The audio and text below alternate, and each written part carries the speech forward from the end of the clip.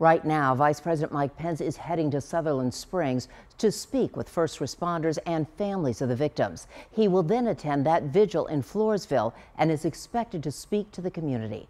Eyewitness News reporter Phil Anaya is in Floresville with new developments. Yeah, Deborah, we're here at Floresville High School, specifically the football stadium. And just so you know, we're about 14 miles away from Sutherland Springs. And the reason this vigil is happening here at the football stadium is because the town of Sutherland Springs is so small. They don't have a venue like this. I'm told the stadium holds about 4,500 people. And as you can imagine, quite a crowd is expected. And this was planned before it was announced that Vice President Mike Pence would be attending. Now, just to give you an idea of how this is going to work tonight, the Vice President will be addressing the entire community from that podium right there. I'm told the Vice President will also be addressing the victims' families privately before he addresses the entire community. For the general public, if you plan on coming down here, the gates open at 5. You're going to want to get here early because of security.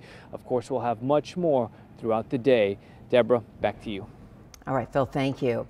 Well, just over an hour ago, Vice President Pence landed at Joint Base San Antonio Randolph and met with survivors at BAMC. He's now heading to Sutherland Springs. Eyewitness News reporter Natasha Paloma has more on all of his stops ahead of tonight's vigil. Yeah, Vice President Mike Pence landed here at Randolph Air Force Base just after 2:30 this afternoon. And of course, he's here to visit the victims and the families of the Sutherland Springs shooting. Now, as you can imagine, security was very tight. Pence came aboard Air Force 2. He was greeted by Governor Greg Abbott, and their motorcade left within minutes of arriving. He first went to Brooke Army Medical Center before heading down to Sutherland Springs. And tonight, he'll be attending a vigil at First Baptist Church. And that's the church where 26 people were gunned down and many more were injured. So he'll be praying alongside of family, friends, and other people in that community.